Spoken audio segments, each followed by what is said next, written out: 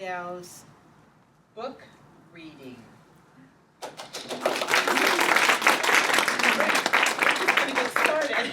Here I am. Thank you guys so much for coming. It's truly an honor, the debut book release, and I have the feeling that there will be a few more in my future. So thank you for coming to the first one. And I actually want to do a little bit of a reading from the book, 2 sections. The first chapter and the 7th chapter. But before I start, a lot of you I have connected with in the physical realm, and I've connected with you in the higher realms, which means you have showed me information, challenges, solutions, and I dedicate this book to you. To all of my clients, thank you for inviting me into your inner and sacred space. It has been a profound honor and privilege to serve and assist you and guide you. So when I work with people, it is an incredible honor. They are letting me in to this place that is private, that is sacred, that is sensitive. And I feel blessed to have a gift that I'm able to look and find the root of where the challenge is coming from, and then help you as a soul, your body, your team, resolve that challenge into your greatest strength. It takes incredible courage to let me look. I was working with a woman from Australia 2 days ago, and it was her first session. And I said, okay, let's turn up your courage dial, and I'm going to be looking in your panty drawer. And she's like, okay. And it's that place that's really, really, really sensitive and really sacred.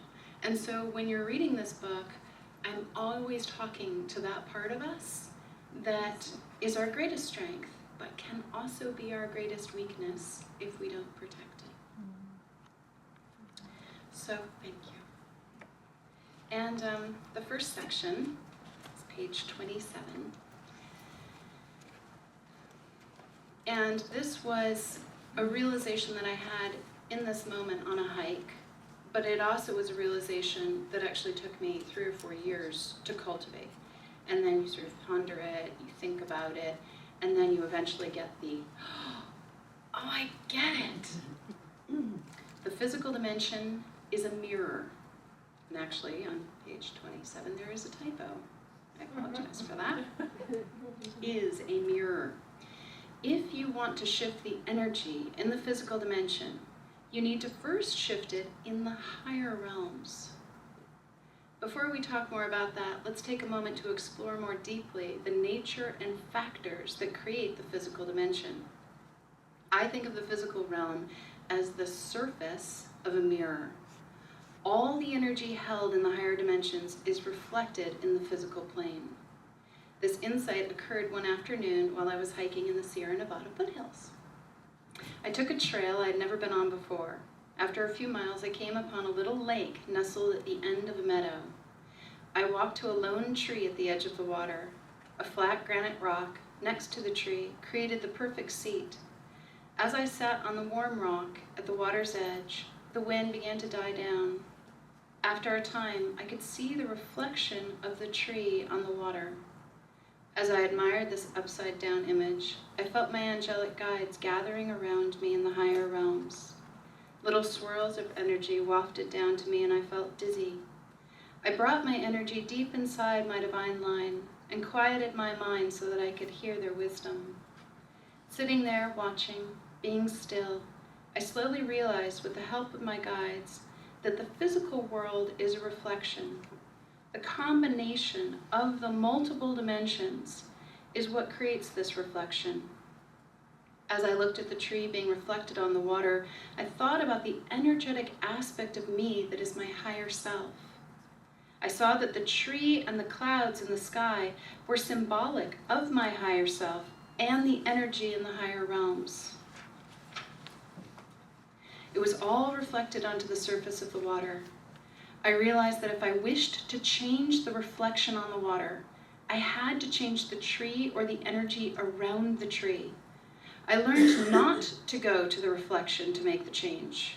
i.e., don't go to the physical dimension to change the physical dimension, but to my higher self.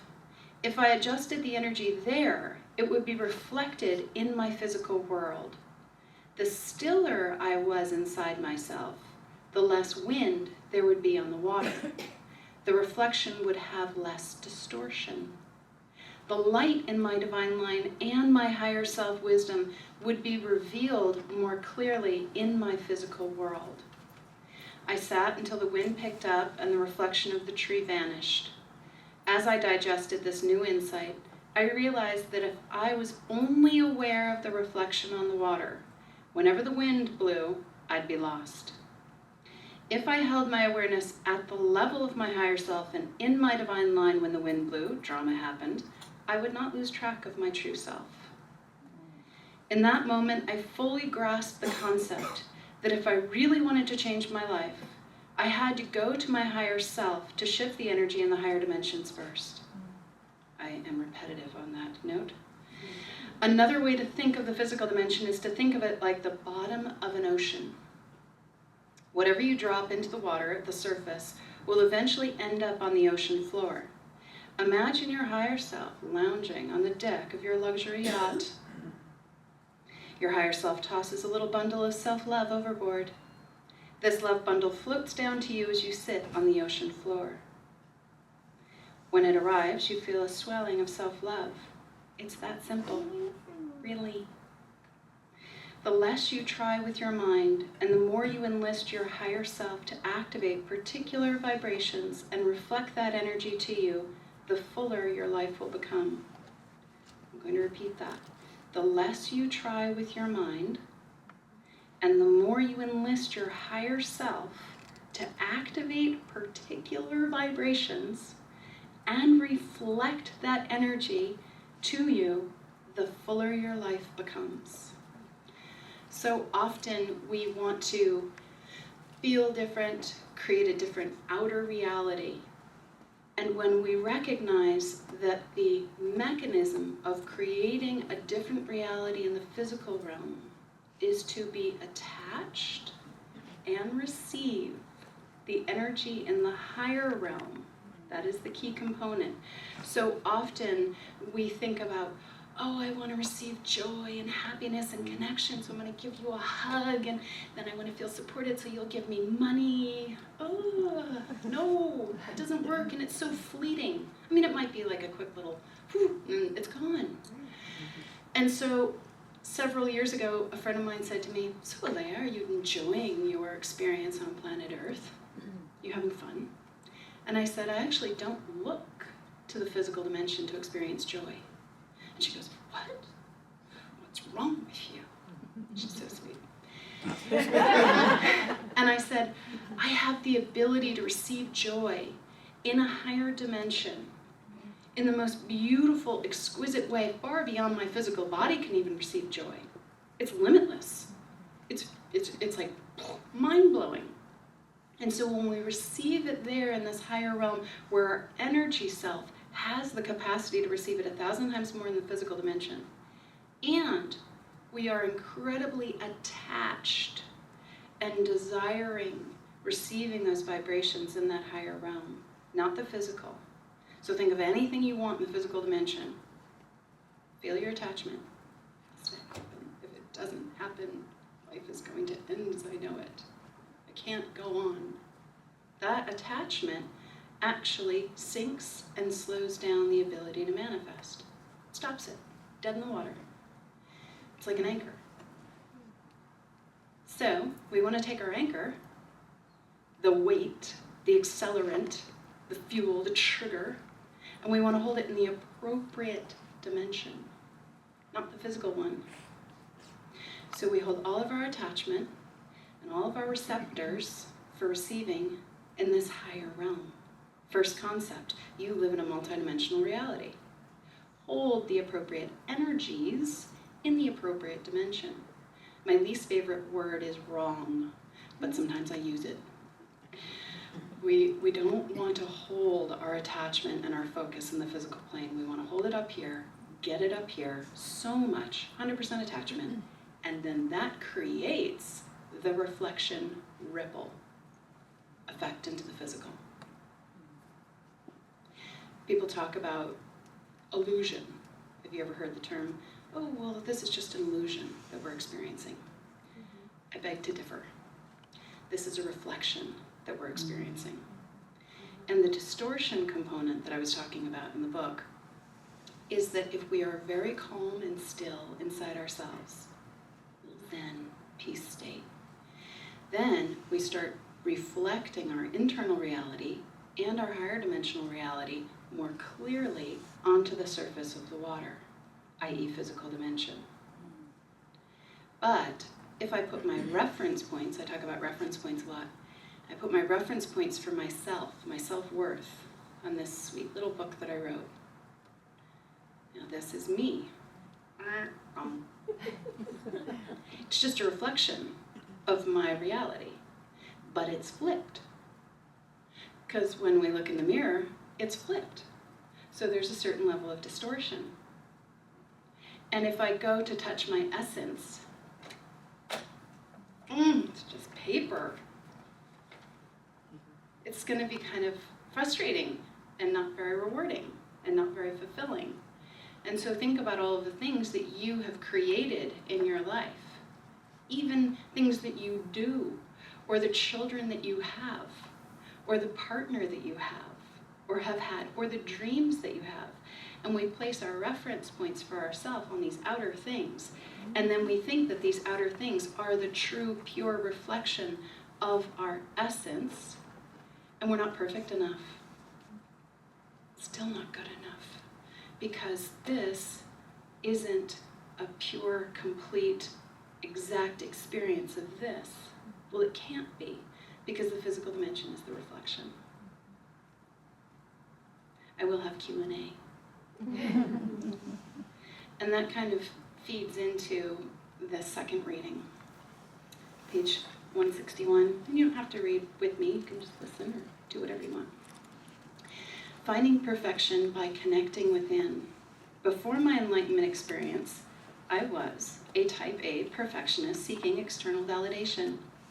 I was never good enough. My solution was to push myself harder in every area of my life.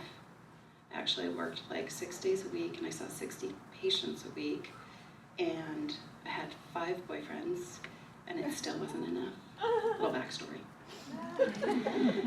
My solution was to push myself harder in every area of my life. Somehow I believed that this would create a sense of perfection and fulfillment, and the feeling that I was enough. After my profound experience, my enlightenment experience in 2001, I slowly learned that the only place I could feel fulfilled was in my divine line, river of light, front of spine. Eventually I got the hang of it, and my new mantra became, go inside for validation, perfection, and connection. The road was bumpy during the first year. Insecurity was my unwelcomed bestie, best friend. Fears that I was not good enough, smart enough, rich enough, powerful enough, skinny enough, pretty enough, or accomplished enough continually coursed through my heart and mind like a gerbil on a wheel. After a year of watching and feeling these waves of insecurity, yes, it did take me an entire year to actually do a protocol, I finally decided to do something about it. One late Friday afternoon after work, I felt the desire to take a romantic weekend with my beloved partner. He had not yet appeared in my physical life, but I had been dreaming about him and could energetically feel him in another realm. Doug Knoll now. It was early winter. The roads were clear. I was still living in Telluride. The roads were clear and the skies were blue. I packed an overnight bag, jumped in my car, cleared off the front seat for my higher dimensional sweetheart, really I did, and headed to Taos for a 6-hour drive from Telluride. As I drove through the high desert in silence, I let my thoughts wander, watching them the way you would watch a dog chase its tail. My thoughts began the I'm not enough cycle. What if I meet him and he thinks I'm annoying or too intense? I need to lose 20 pounds before I meet him. What if he doesn't think I'm interesting? I should start educating myself on world events. As my all too familiar insecurities flew around me at lightning speed, I felt my angelic entourage appear in the back seat. Aleya, do you want to sit in your gerbil wheel of insecurity or flip it? They asked. Can you show me how to flip it? I responded. The car started to fill with a white haze, and the energy began to spin within and around me. I slowed the car down and pulled off into a turnoff with a beautiful vista. Take a deep breath and pull yourself into your divine line, they said. As soon as my awareness was in my divine line, they continued. Can you see or feel the light flowing in your divine line, they asked. A little bit, I said. The guides continued. Ask your higher self to work with your energetic fields to activate and amplify the light, sound, and vibration of your essence in your divine line at the level of your higher self. In your divine line and at the level of your higher self. 2 promo. I silently made the request to my higher self. From a distance, I watched my higher self do the work. Something's happening up high. I have no idea how it's happening, but it's happening. I saw my guides encircling me and activating the vibration of their essence inside themselves, creating a positive empathic field of transformation for me. In a few moments, I found myself filled with a feeling of connection and perfection. My divine line expanded and got brighter. The light, this light, is your essence, Aleya. Explore it. Go deeper into the current, my guides gently urged me. With each breath, I pulled my awareness into this inner river. It was beautiful and pure. I felt a deep sense of peace and strength in this place. Can you embrace and love this light that is you? My guides asked. I thought to myself, how do I love a river of light? Hearing my thoughts, my guides responded, recognize and appreciate the beauty within this light. Feel into all of the amazing qualities that are held in this light. As I recognized the beauty of my light more deeply, I felt a greater sense of appreciation and self-love. It felt peaceful, soothing, empowering, clear, and pure. The more I did this, the brighter and the stronger the light glowed. I was in a state of awe at being in the presence of my own divine energy. Tears began to roll down my cheeks as a profound current of self-love rushed through me. I had never really taken the time to receive my own light for myself. I had been too wrapped up in the need for everyone else to receive and love me. Can you feel where you are enough and perfect in this place, Aleya? Yes, I responded. As I held this inner awareness, my insecurity and fear of not being loved faded off into deep space. Bring all of your reference points for your self-worth off of everything you do and off of all your outer accomplishments. Hold those reference points in direct connection to your light. Direct connection. As my higher self pulled hundreds of reference points off of others and outer accomplishments, I could feel a deep inner confidence and power building. My guides continued, retrieve all responsibilities for seeing, embracing, and loving your essence. That is your job, no one else's. Retrieve all responsibilities for seeing, embracing, and loving your essence. That is your job, no one else's. Not even your parents, or your dog, or your cat. I invite my higher self to work with my energetic fields to retrieve. Okay, we'll do it that way. We invite your higher self to work with your energetic fields and the guides to retrieve all responsibilities you have ever given to another for seeing and loving your essence. I silently requested. Another wave of energy hit me as I felt this empowering responsibility return. I'm going to pause there. When we hold responsibility for meeting our needs, we move into greater degrees of empowerment. When you give responsibility for your needs to be met externally, you're a victim. I mean that with all the love in my heart. I took a deep breath and opened my eyes. The world seemed brighter and lighter. My guide spoke again. Every time you feel insecure, fear, rejection, or have thoughts that you're not enough, take a deep breath and feel the perfection and beauty of the light that is your essence and is always within you. The mist in the car evaporated and my backseat companions disappeared as they spoke their final words of wisdom.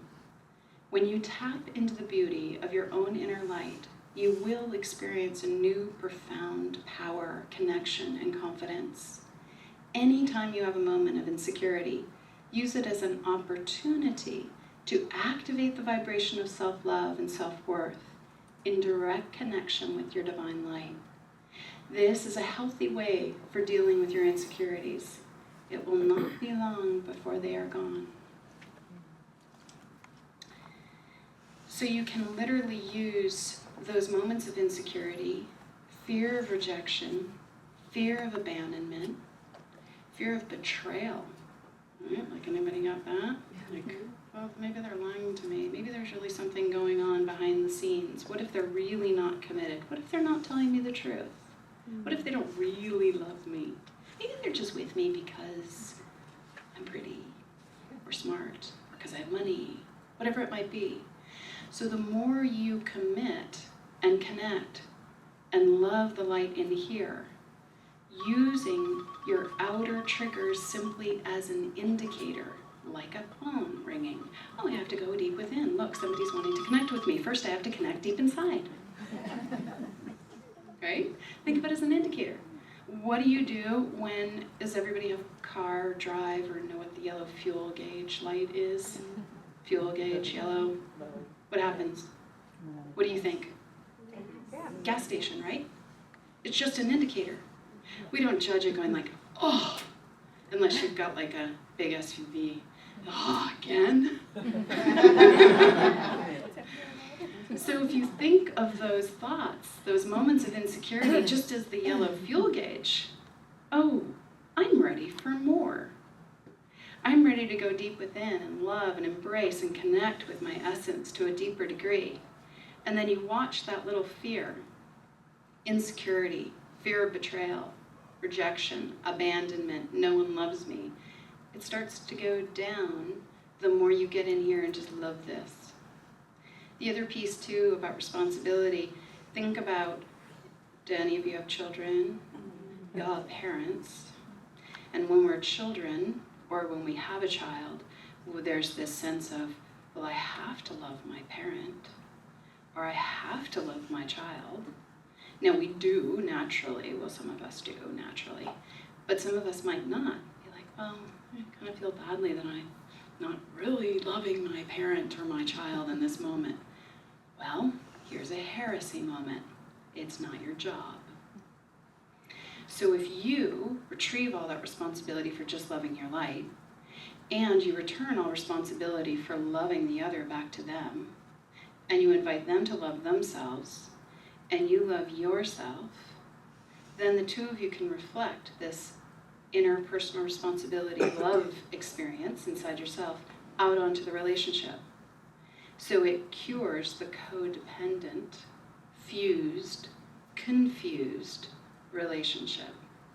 Anytime we hand responsibility to somebody for a need to be met, that's the third cup, third chapter, we then start wanting it from them. Then we become entrenched, entangled, and then when we ask for our need, for them to meet it, can you feel that little, like, oh, they're not going to give it to me and they're holding responsibility for it, and oh God, and I'm not even going to ask because I'm afraid I'm going to be rejected. Uh-oh, that means you're not meeting your own need. So we retrieve that responsibility, we fire them from that job. It's not your job to love me, embrace me, accept me, or respect me. Oh, it took me 3 years to get that one. It is no one's job to respect me, at all. Totally not. It is my job to respect myself. And the more we're meeting our needs deep in our core, the more people will reflect it to us. And when they don't reflect it to us, we'll be like, oh, you're not doing that inside yourself, so how could you even begin to do it for me? Compassion. So we start looking at our emotions and our reactions simply as indicators. Get curious. They're these beautiful waves. Think about the last time you got a little triggered. Teeny tiny little bit of trigger around anything, and go, this is an enlightenment moment. If I milk it. What is my soul really after? What do I really want to attain deep in my core? Okay, we'll talk about that in a second. Yeah, I think that's good. Okay, so we have higher dimensional conversation happening, and my guides are like, tell them about the body deva. Okay. Chapter 5, the body deva. The body deva is the physical human body. It has an energy self too. You are a beam of light riding on the front of your spine, hopefully. Hopefully you haven't smeared yourself all over the horse. Because the more intense you get and the more evolved you get, if you are smearing yourself on your horsey, she or he's going to get blown out and have problems. So we actually want to pull our divine essence energy off the arms, the legs, the belly, and just ride on the saddle. The moment I start to take my energy and try to control my body or take responsibility for my body, I start to smear myself on her. Oh, and she hates that. She's like, let me eat, I gotta ground. I gotta go shopping. I gotta get grounded because this thing's all over me. And I'm like, oh, I'm so sorry, body deva. And I did that with a 6-year-old in a session one time, and I was like, okay, pull all of your light, all of your essence off your arms, your legs, your belly, and just onto the front of your spine. Use your higher self, your energy self, your imagination. She goes, and she opens her eyes and she goes, oh, I'm free again. And I was like, yeah. She's like, this is the way it's supposed to feel. I was like, yeah, but firmly attached to the front of the spine, right? We want to like be in the saddle. So the piece that the guides are wanting me to share with you is kind of a new piece. I didn't totally write about it in the book, I don't think. You can read it and let me know.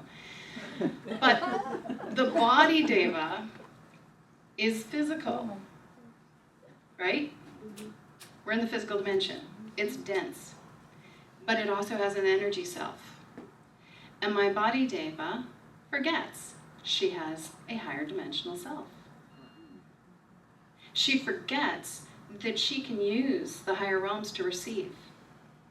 That the physical dimension isn't the only place she can receive.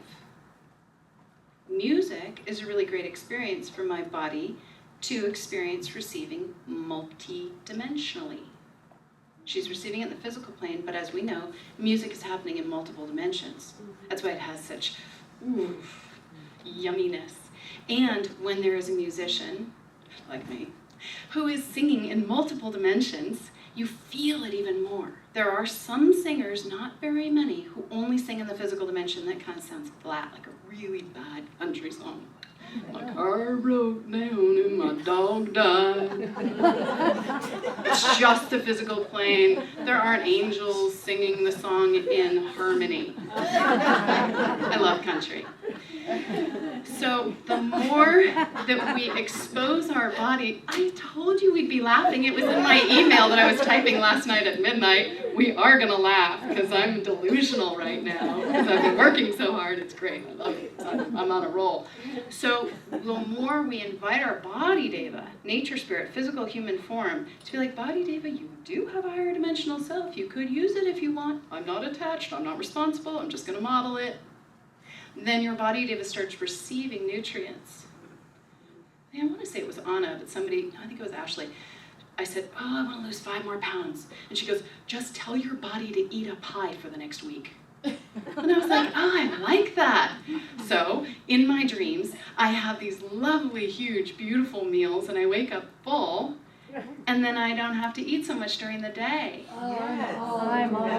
Now it takes a while, because I had to take 2 years giving full responsibility to my body deva for whatever she wanted to create. Because I'm a little bit of a micromanager still. And I would work really hard in the day with clients. I would be totally disciplined. We'd exercise and eat the perfect food. And then around 5 or 6 o'clock in the evening, she goes, that's it, I'm taking over. I'm going to have whatever I want. And she'd crack her beer, and she'd eat her popcorn and tortillas and cheese. And she was loving it. And I was just like, what? What happened? Well, we're holding a vibration of peace and health and vitality. And she's like, you're controlling me and I'm rebelling. So I sort of had to, after 6 months of sort of fighting with her on this one, I had to go, you know what? This is your call. It's your responsibility. This is your body. I am riding in it. But when you drink that beer and you eat that tortilla and cheese, what do you feel? And she goes, I feel free and I'm relaxed. And I said, all right, I am going to hold the vibration of freedom and relaxation in my divine line. And I'm going to show you that you can actually start to activate that same vibration in your divine line so you don't have to drink beer or eat tortillas in order to experience it. Because, right, she's just using the physical dimension to get her needs met. So after 2 years of me handing all responsibility back to my body, Dave, I'm not saying that that wasn't scary, right? Because like, oh, right? It's like saying to the horse, go where you want, horse. You're of this land. I'm just riding in you, and I'm going to hold a zen, peaceful vibration regardless of whatever choices you make. Right? But if I want my horse to make particular decisions, I would then hold that vibration inside myself, modeling it to her. And we know about the, it's like a harmonic. When you're exposed to a harmonic, higher harmonic frequency, you'll naturally move to it. And so you are a river of light on the front of your spine. And if you're holding a beautiful high vibration of peace and love and connection and self-control, your body, Dave, is surrounding you. You are positively, empathically impacting your body. It has no choice but to start to vibrate at a higher frequency with you. So whenever we are riding in the body, I call it ride right. Hold your awareness on the front of the spine. Love the light that flows in here. And remember, this is the only thing you can control. Does anybody feel like there's fairly controlling person? Anybody controlling in this group? If you're controlling, that's great, but you want to hold your control chips on your saddle, nowhere else. Use those control chips to firmly attach yourself to the front of the spine.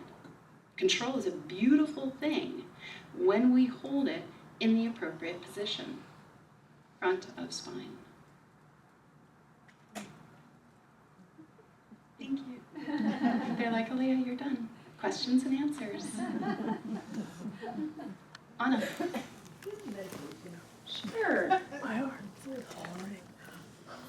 Does anybody have a request for a cup? 1, 2, 3, 4, 5, 6, or 7? 7. Do you need to do it? Yeah, it's really the core piece. If you're, the very first step is to really get in your divine line. If you're not in your divine line, it's not going to work very well. Also, some of you might want to travel dimensionally, right? Any galactic travelers in the group? The safest way to travel is to be in your divine line.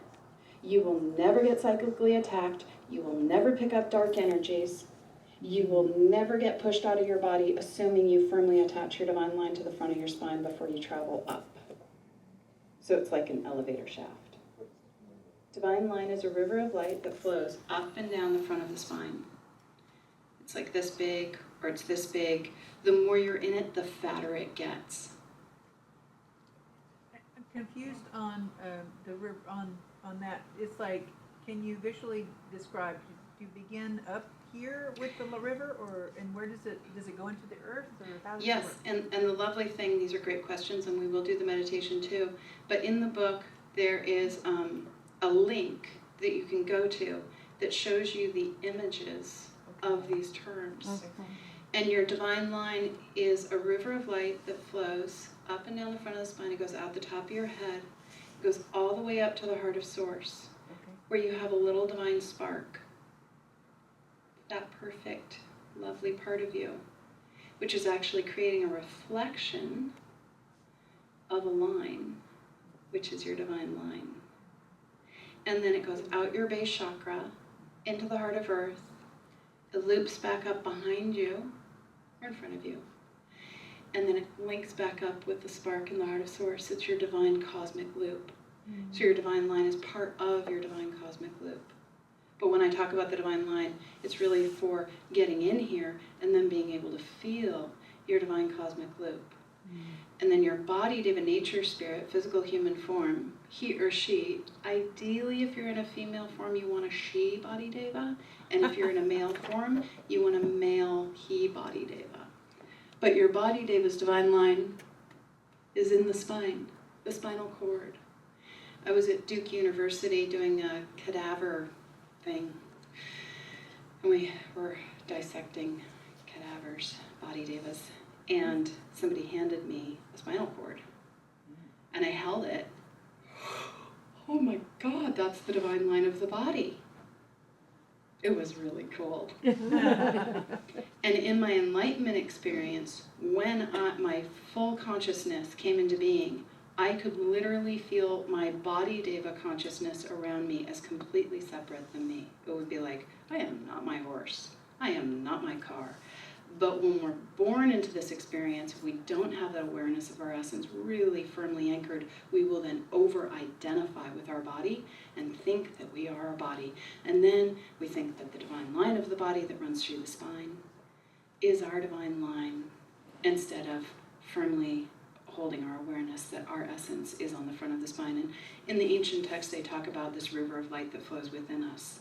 And in the beginning, I totally believed that. I was like, oh yeah, of course, there's this big, huge light that flows within us, and that is the place where we are one. But the more I started exploring that, I saw the differentiation between the two lines. So your divine line. And I think that this little protocol, meditation, will be helping you identify how your divine line is different than the divine line of your body deva. I invite you to take a deep breath in. So what you say, what you do, doesn't have to be perfect. But if you're connecting with that part of you that is perfect, in your inner river, divine line, you will then speak from that place to a greater degree. You will move from that place to a greater degree. And there's one more thing the guides are telling me to say, and then we'll take a few more questions if anybody has them.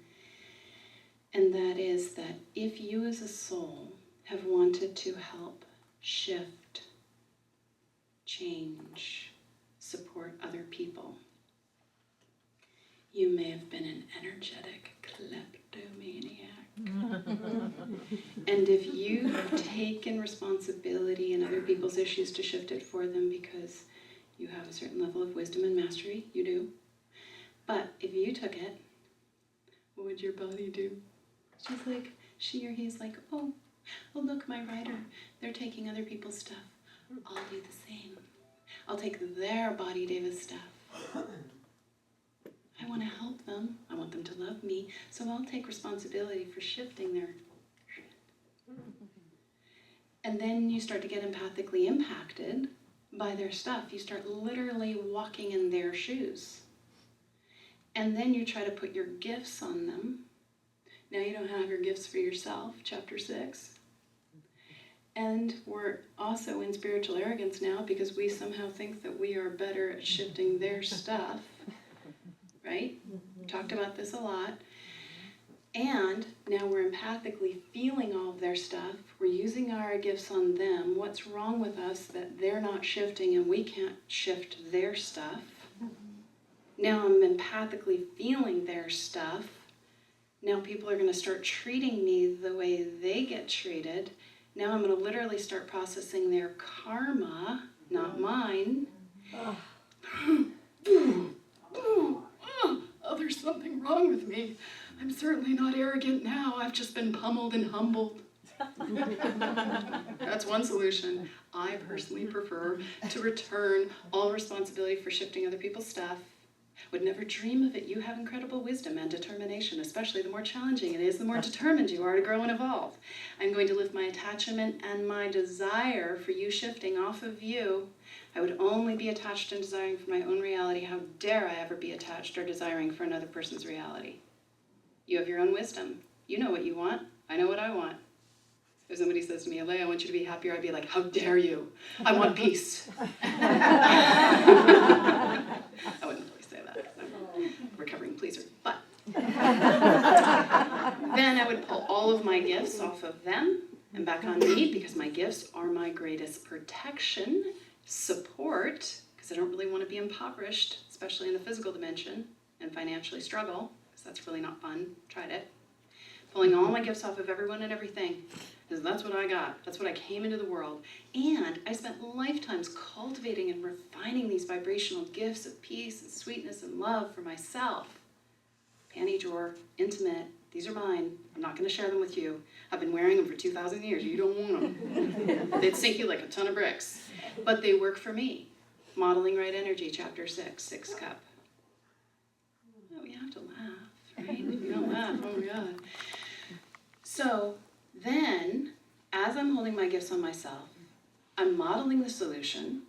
Then I can hold compassion for them because I know what they're in, I just felt it.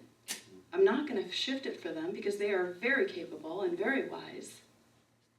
And I'm modeling a solution, sending information to them energetically. I don't even have to tell them what to do. They can get it or not. I don't care. I mean, I don't mean that in a mean way. And then we create this beautiful, positive field of empathic transformation.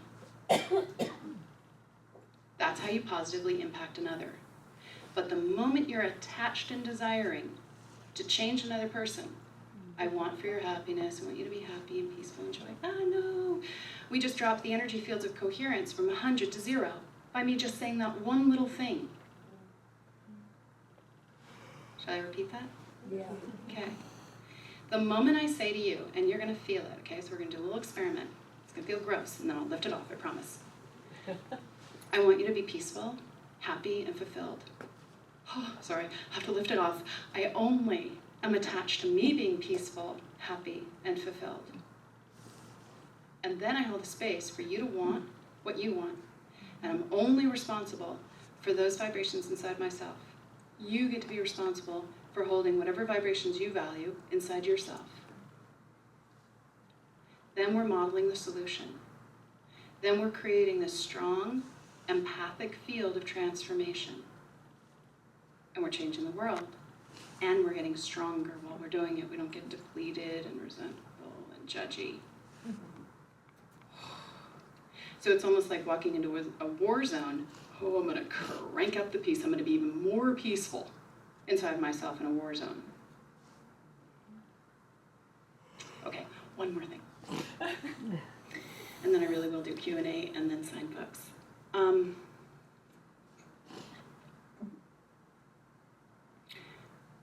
Two modes of operation. This is how I live my life. I'm either resting or I'm working. If I walk out my door or if I say yes to something, I have to ask myself which mode, and then set my expectations appropriately.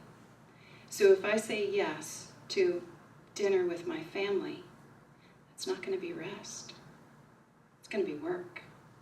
If I say yes to lunch with a friend who's in need, that's not going to be rest. That's going to be work. Fine. If the fairies say, Aleya, come dance and plant flowers, is that rest or work? Oh, that might be a little bit of both. Or it might just be rest for me. So when you go into the world, ask yourself, how should I calibrate? Is this going to be rest, helping me restore so I can work? Or is it going to be work and I then do need to rest at some point so I can restore? So take your rest just as seriously as your work. How did you get so famous? That's really sweet. That's a really great question.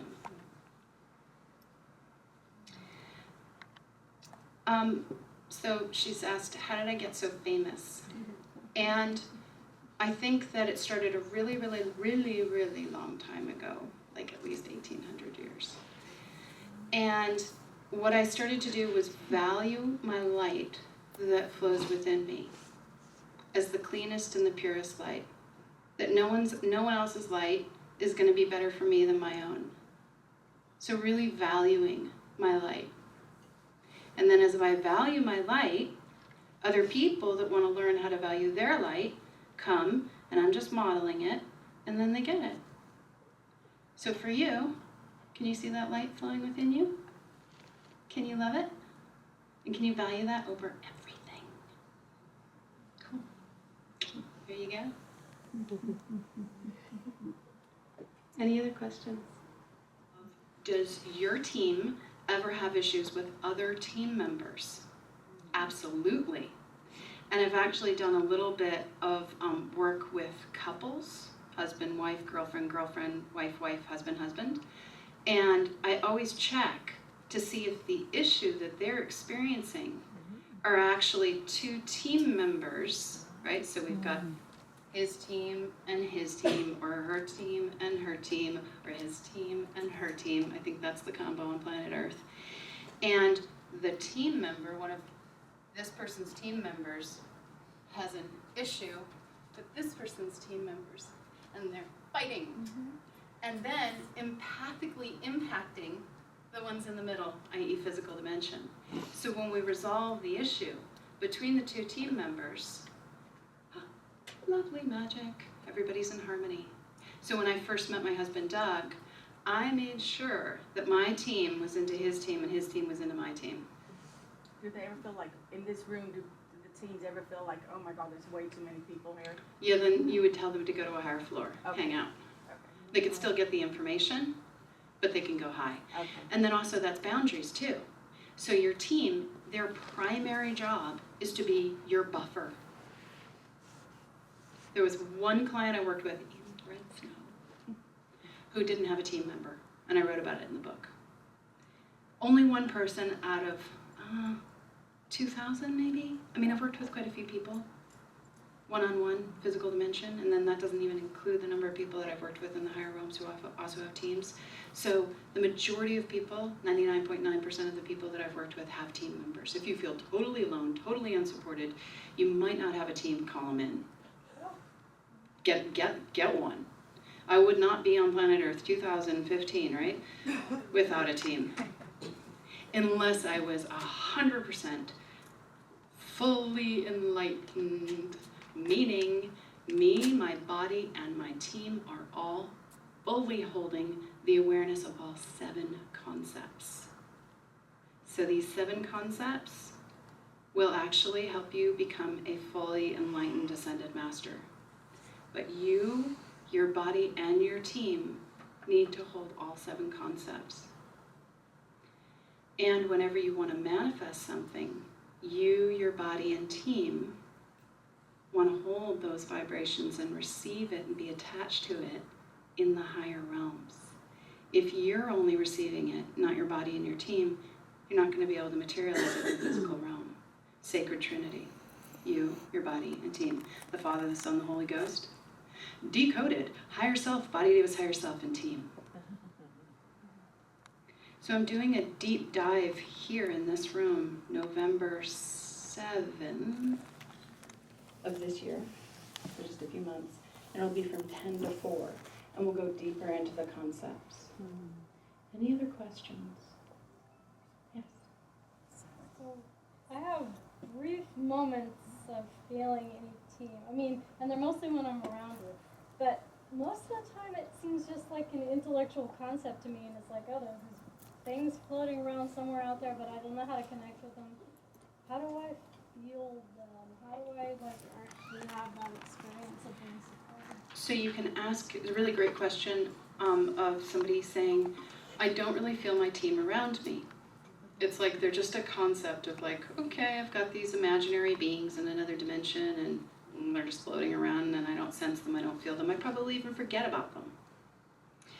And so if you're forgetting about your team and you're not feeling your team and you're not recognizing your team, you get to ask them, hey team, are you recognizing yourself? Are you connecting deeply with yourselves? So we would invite everyone's team, if they choose, to recognize their own divine line, their own light that flows within them.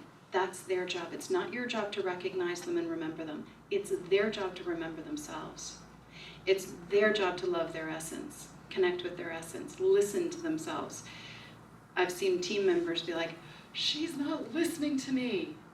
And I'm like, are you listening to yourself? Because it's not her job to listen to you, it's your job to listen to yourself. Now a little more compassion. compassionate and gentle when I do that. But we really want the teams to be responsible for meeting all of their own needs. And so if I have a team member that's like, I know my position and I am holding it and I am connected with my light, I'm gonna feel that team member and be like, hey, good job. So, not my job, their job. Let them hold personal responsibility for recognizing. How do I get my team member? Can I just ask for them? Yeah, actually, in chapter 2, in every single one of these concepts, each chapter, I walk you through the process of how to feel your team. And then there's an online link in the book. So you go to Cups of Consciousness / secret link. And you type in your email address. And then you click on audio meditations. I think there are 7 boxes. One is for the audio meditations, and the second, there's a meditation for the second cup, and that is connecting with your team. Now, super basic, you would just say higher self, start connecting with the higher self of my team. So you're using the higher dimensions, and it's just starting to happen. And then eventually you start to feel the reflection, the ripple, and you start to feel support around yourself. And so there are audio meditations that are with the book. There's energetic protocols in the book that walk you through every single concept so that you can practice these concepts in a deeper way. These 7 cups is just the introduction to these concepts. Each one of these concepts has a deeper layer that can take you to a place of total full enlightenment, assuming you're using all 7 of the cups. If only one of the cups resonates for you, great. Sip on that for 10 years. And then maybe it's like, that whole thing about gifts. I'm going to sip on that one. Sip on that for 3 years or 4 years. Jeanette said to me, like, I read your book and I actually learned something. You've been studying with me for like 10 years or something. I'm like, really? And so there are deeper layers with each one of these concepts, and this is just the basic starting point. And then you get to take the concept and run with it in your own unique way, in a way that empowers you. And I basically distilled all of these concepts down into really simple language that is written in pretty much all religions. So if you look at all the religions and all the core beliefs in all the religions, this is kind of distilled down without any of the dogma. And it gives you the formula, because prayers, in my perspective, I've done prayer work before, and some people do prayer work and it works and it's great. But whenever I read prayers, I was like, wait, there's like 4 steps missing, or there's 3 steps missing. So the protocols are full working prayers. And every single prayer ideally should have 7 steps, 7 concepts. So each one of the concepts correlates to one of the steps in a protocol / full working prayer. Great question. One more? That prayer bit is in the book. Yes, I think so. You can find out. Let me know. Evolution happens when pressure is applied. The environment changes, and the creatures in that world literally have to change their vibration, their mechanisms, their ways of surviving. And so all creatures in the physical dimension, humans, dogs, cats, dolphins, elephants, birds, squirrels, mice, right? All of nature is going to be forced, evolution, to hold a higher vibration in order to survive. The only way to hold a higher vibration is to move into a greater perception of one's divine connection. Because that's a frequency of love and oneness and trust and empowerment and compassion, and right? It's just, that holds a high vibration. So the only way for us to evolve is to force ourselves to hold a higher frequency so we are not negatively impacted by a toxic physical dimension. So the more toxic the physical dimension gets, the higher vibration we have to hold in order to be not negatively impacted. Oh yeah, that makes so much sense. Good. Oh yeah. Now, am I advocating oil spills and environmental devastation? No. But am I recognizing that the majority of the people that Earth has invited onto her planet She is an ascended master going through every single step of evolution. And she's going, oh, souls who have not yet learned self-love, come and play and see what it's like to reflect your self-hatred and perception of disconnection in one dimension, physical realm. Yeah. She is smart. She is like holding all of the density on one floor, not multiple floors. Yeah, there are some slightly discordant energies in higher realms, but not that many. So if we recognize that it's just one dimension, applying pressure, forcing the body, diva, nature, spirit to start holding a higher frequency so that pollution, it's okay, I'm see-through, not being negatively impacted at all. I don't have to use pathology as a mechanism for evolution because I'm using my higher self and my divine line. So it's a process of evolution, then we don't have to judge it, we can understand it, we can hold compassion, then we can model the solution to a greater degree instead of going, oh, how dare they? They didn't clean up the oil spill. Now, does it hurt my heart a little? Yes, but at the same time, I understand the process. And so if we understand the process and we know that we can't just take the magic wand and make everybody love themselves, the only thing we can do is to love our own selves